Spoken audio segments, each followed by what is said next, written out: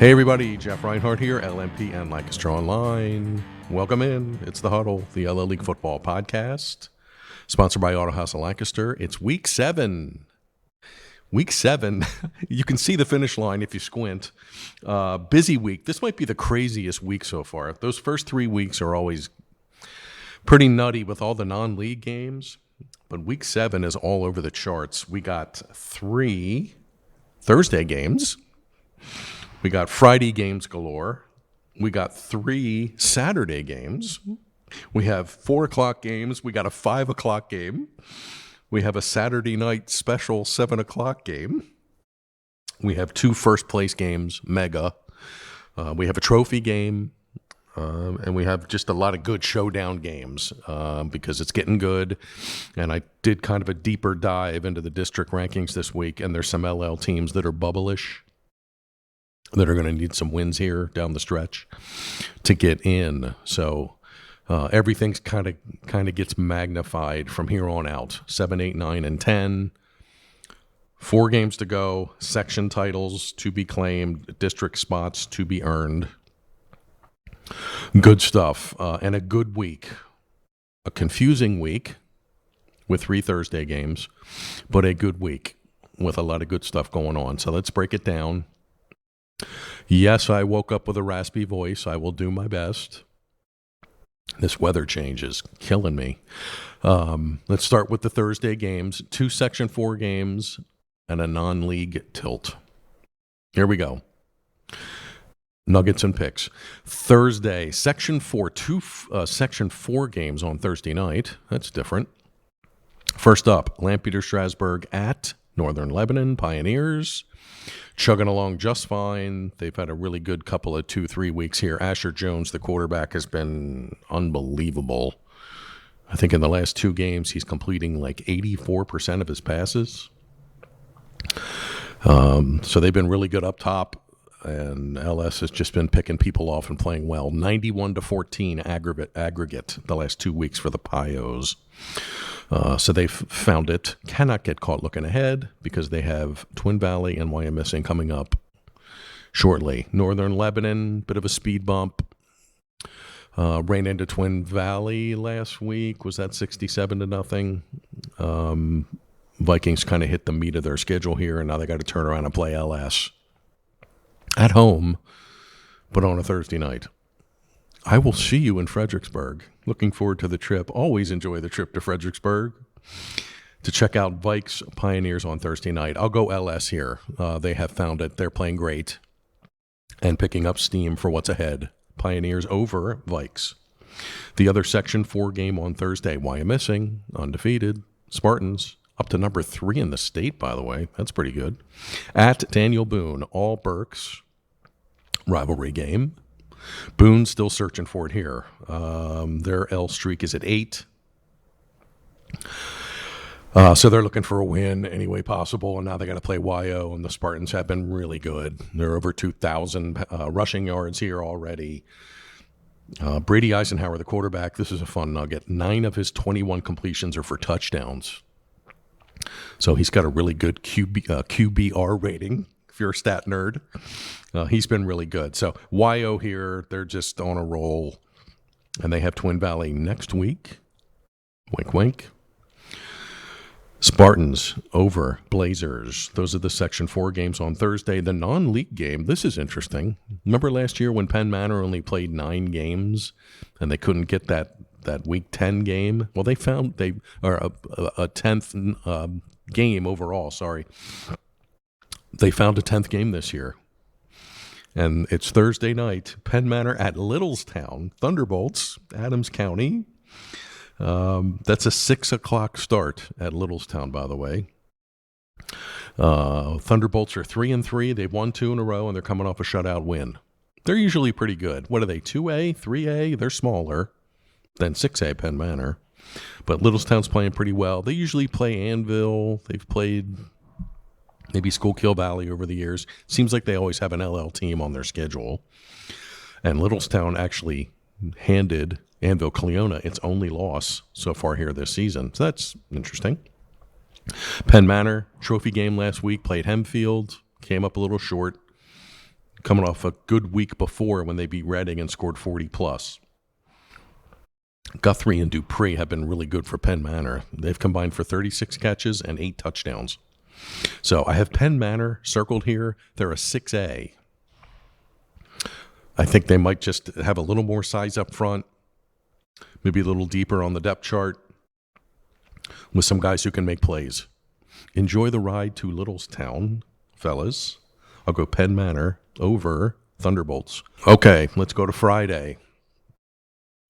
Friday night games, Section 1. We got some good ones. Cedar Crest at Manheim Township. Crest. Isaiah Zimmerman's been fabulous. 700-plus rushing yards.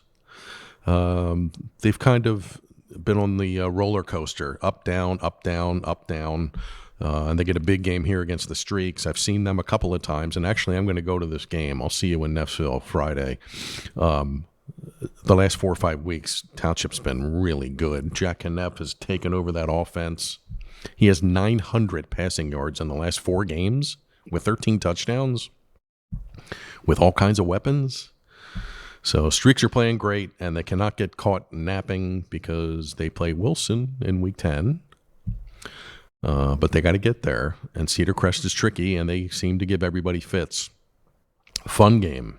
Love this matchup. If Crest can muster some offense, look out. This could be a shootout kind of a night. We shall see. Pick purposes, I'll go Blue Streaks. I just like the way they're going. And they seem kind of focused and determined since that Central York game. So I'll go Township over Crest, and I'll see you in Neffsville. Wilson, Bulldogs at Hempfield. That's an old school Section 1 game. Wilson playing really well since the loss to Nazareth. They scored 60-plus against Crest a couple of weeks ago. Mason Young, the quarterback, has been really, really efficient, completing a really good number of passes, over 1,000 yards, 17 touchdowns. So Wilson's passing attack has been really good. And the Bulldogs are playing just fine. They come to Landisville to play Hempfield. Knights have kind of been up and down. Win one, lose one, win one, lose one. They're 3-3, still inside the bubble for districts. So they would like a fast finish. Derek Catch, Orion Abrams, Zion Caban. They've had a really good up-top passing attack, and I'm sure they'll try to unleash it here against the Bulldogs. In Landisville, I have Wilson circled. Wilson, like Township, knows what's out there. And they both want to get to Week 10 with a shot at the title. So I think Wilson keeps on keeping on here. Like the Bulldogs, Wilson over Hempfield. Section 2, Friday night. Conestoga Valley at Governor Mifflin. I've seen CV 3 times already. How is that possible? They've had 2 Saturday games. So I saw them last week against Lebanon, put up 49 in the first half, and Sawyer Espenshade was great, just kind of picking guys out and winging it around. CV's offense has been really good to the point where you kind of overlook their D. They've only given up 35 points. They're only giving up 145 yards a game. Buckskins have been really good on both sides of the ball. They're 6-0, and they're tied in the loss column for first place. Mifflin. 2-4 are the Mustangs, kind of looking for it. This game last year was great. I actually covered it. It was at Whitmer last year, and it went down to the very end, 28-21. I think CB got a late pick. Mifflin was driving, might have been in the red zone. Bucks got a late pick and held them off. Not sure how this one's going to go, but I have CB circled. They're playing really well, and they need a win to stay on the one line. With the winner of a game that's coming up in a sec. Hold your horses. I'm getting there. So I'll go Bucks here. They're just really tough both ways. 18-game regular season unbeaten streak. And I think they keep rolling here. Let's go Bucks over Mustangs. Lebanon at E-Town. I saw Lebanon last week play CV. It was 49-0 at half. Okay, fine. But I thought Lebanon played a really spirited second half when they could just kind of breathe easy and just play. Had a couple of late touchdowns. The Buckmoyer kid had a run. And Malachi Bridell, I say his name all the time. He's just a kid that nobody really knows about or sees, and he's one of the best receivers in the league. Can fly. He can go up and get it. He had a 40-yard touchdown catch. But Lebanon's L streak is at 48. With a tough trip to E-Town, Bears are, 3-3? So they're 500. Outside looking in District 3 5A, so they need some wins here to kind of get close to getting a playoff spot. They've been multi-purpose, multifunctional offense. Kaufman has thrown 150 passes already. Prince Rado had a big game last week, rushed for 100 and a couple of touchdowns. And E-Town really gave Muhlenberg a tough one there. They led in the second half, but Muhlenberg came back and won. So E-Town coming off a loss, but probably with some good vibes, taking Muhlenberg into the fourth quarter. I'll go Bears here. Like I said, good offense, get you through the air on the ground. And Lebanon is kind of struggling and just itching to snap this streak. Bears over Cedars. Last game, Section 2. Here it comes. Exeter at Muhlenberg. Eagles 6-0. Mules 6-0. Wow. Two of the top teams here in the district. They're tied, both of them, for first, obviously, at 3-0 each. CB's 2-0 in league play. What a great game. Exeter Muhlenberg. Exeter's playing awesome on both sides of the ball. The Leo Brown kid continues to dominate on the ground. He's a tick under 900 rushing yards. Jacob Hafer's been just fine running the offense with Riley Martinez out. They've been really good on D. They shut out Ephrata last week, 24-zip. Like Exeter a lot. Muhlenberg, wow. Cameron Small, he's approaching 1,000 yards quickly. He's been great. Michael Miller has been great, catching the ball, running the ball, two pick sixes. Adriel Baez, the quarterback, has been very efficient, 10 touchdown passes. And Muhlenberg's just been opportunistic, and they're making plays and they're finishing drives. They trailed in the second half last week, came back, beat E-Town. Great game. 6-0, 6-0. Should be awesome. I have Exeter circled. Road game for the Eagles, I know. Exeter's number 1 in D3 5A power ratings.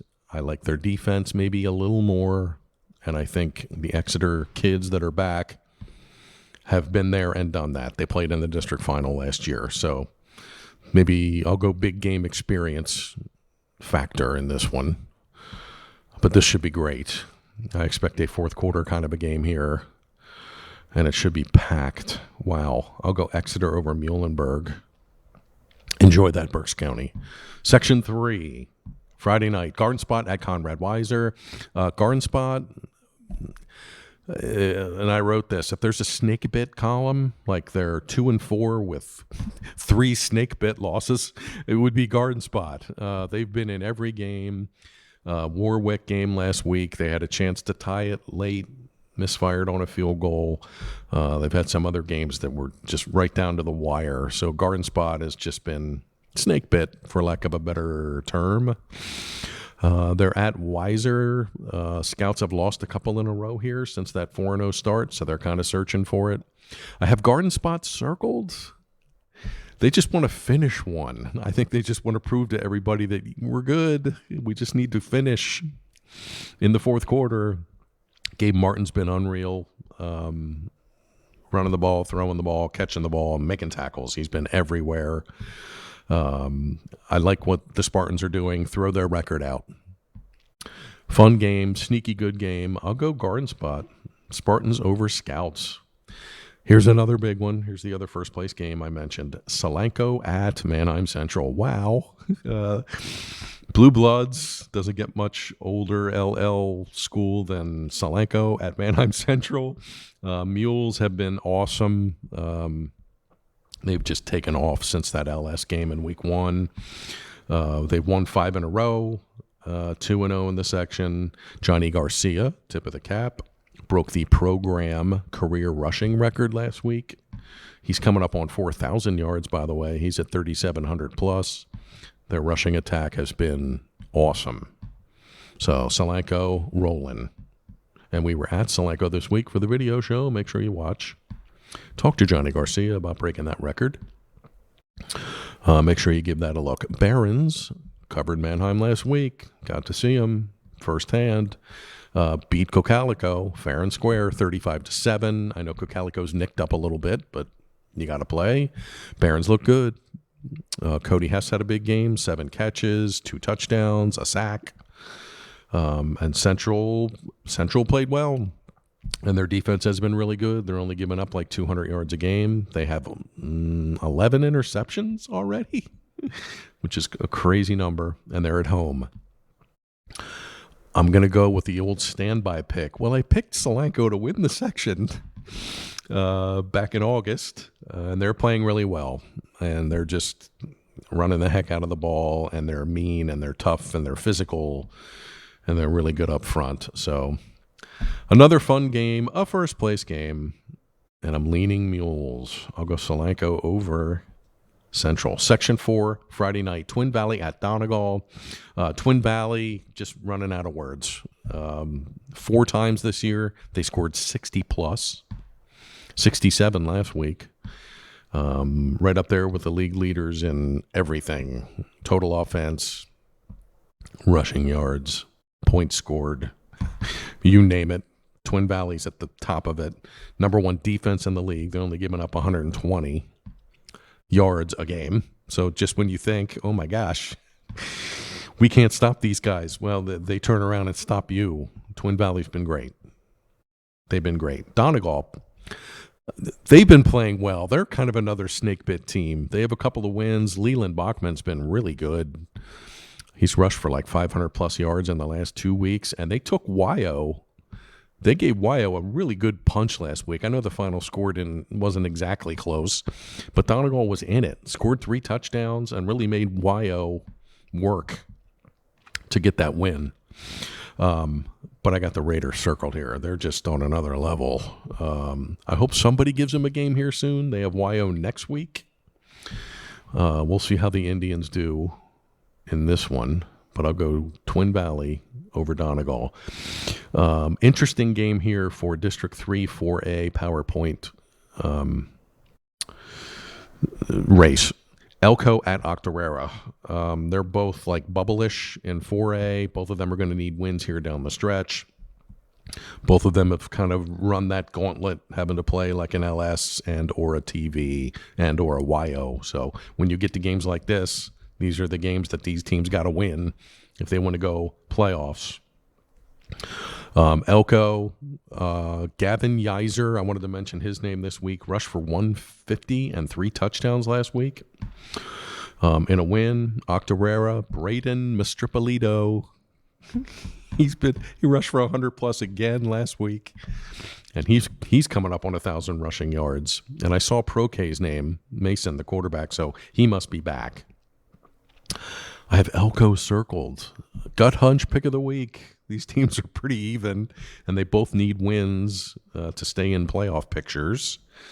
But I'll go Raiders over Braves.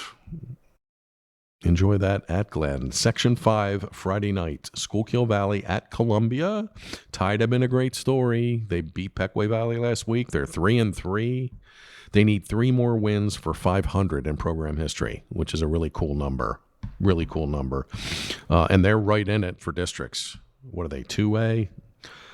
They're like safely in right now. So they just got to take care of their business, and Columbia should be back in the playoffs. How about that? Schuylkill Valley coming off a loss to Berks Catholic in that big showdown game last week. Berks Catholic put up 55 points. Whoa. And beat the Panthers. So Schuylkill Valley kind of back at the drawing board, and they're also in the thick of the 3A district race, so they need wins to secure a seed. I have Panthers here. I think they might have a couple of too many weapon guys. Brandon Piles having a good year running the ball. Alatraz has been good up top. And they want some payback after last week, giving up 55. So could be interesting. Columbia's given everybody a great game, and they have 3 wins, but I'll go Panthers over Tide. Next up, Pequea Valley at Hamburg. Braves gave Columbia a great game last week. Again, 21-14. Columbia pulls that one out. But the Braves have been stingy. They've been in games. They got a couple of wins, and they're fringy for playoffs. So they need dubs. Hamburg played Catholic last week, lost 35-10, but Hawks have had two really good fourth quarter come from behind wins. The Isaac McFadden, freshman quarterback kid, has gotten better every week. And he'll have some weapons here up top. And it's a turf game, and Hamburg is at home. So I have the Hawks circled. I think PV will D them up. And if it's one of those fourth quarter games, Hamburg has found a way late to win a couple. So I'll go home team here. This one could be close. Hamburg over Pequea Valley. Anvil Cleona at Lancaster Catholic. Dutchman. Oh, wow. As mentioned, they lost to Littlestown. That's their only loss. They're tied for first with Berks Catholic. Devin Engelhart, the running back's been really, really good. 500-plus rushing yards the last couple of weeks. Anvil's they've been a great story. And here they are in first place. They still have to play Schuylkill Valley later, and they got to play Berks Catholic in week 10. So they got some big games coming up. Now they go to Catholic. Crusaders went through their little 3-game losing streak skid, put up 35 last week and beat Hamburg. Brandon Way went over 100. Hegner, the quarterback, went up for over 100. So Catholic's kind of found it here. Anxious to see if they can roll with it and kind of flush the 3 previous weeks. And they kind of have Anvil's number. They've won like 8 out of 10 in the series, beat them last year. So I have Lancaster Catholic circled. I'd love to say, Anvil can go there and win and stay in first place. And who knows, they might, because they've been good. But for pick purposes, I'll go Crusaders over Dutchman. Okay, non-league game Friday night. Trophy. Ephrata at Cocalico for the Review Cup. Cocalico's won 15 out of 16 in this series, including the district championship. Remember that? A couple of years ago, Cocalico beat Ephrata in the 5A finale at Cocalico. Ephrata coming off a shutout loss. They did not score last week against Exeter. Saw Cocalico last week. They lost to Manheim Central. Injuries, bugaboos for both of these teams.